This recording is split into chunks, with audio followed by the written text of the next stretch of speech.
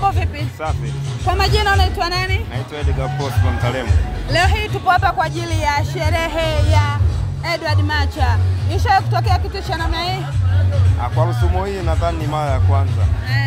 Tangu nimefika huku mwaka 2015, nadhani hii itakuwa ni pati ya mara ya kwanza. Kwa kumbukumbu zangu ninavyokumbuka.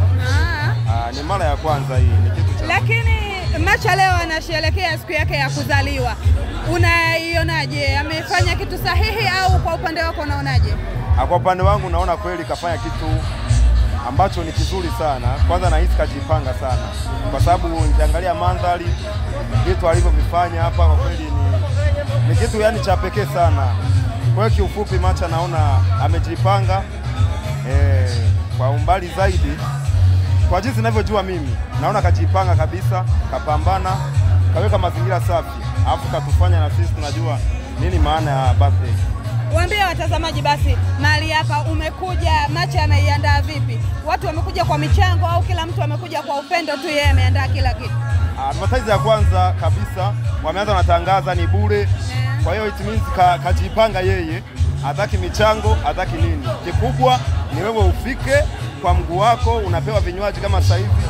Nimemaliza kupewa soda hapo bure, vinywaji, nimeona na vyakula pale, nyama nini ni bure yani.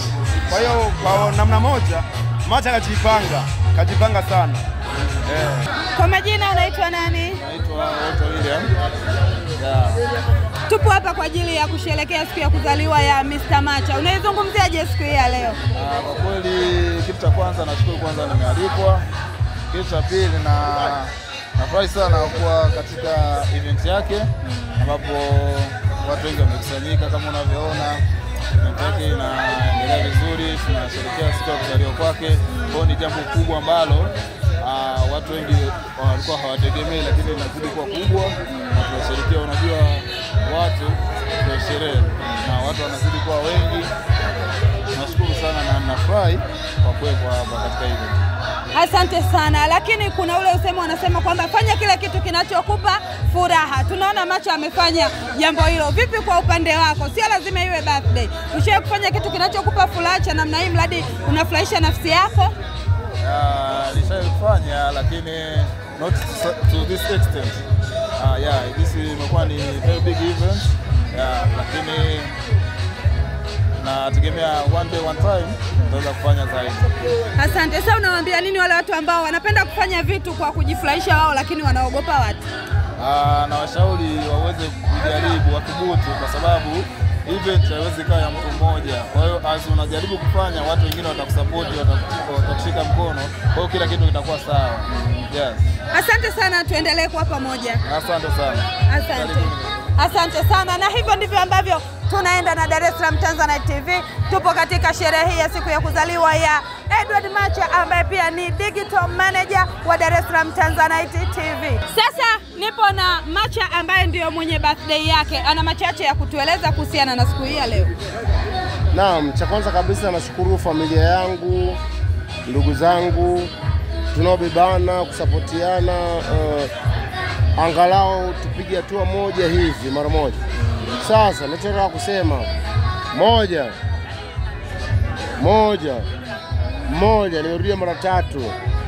Moja. Mara tatu. Naam. Iko hivi.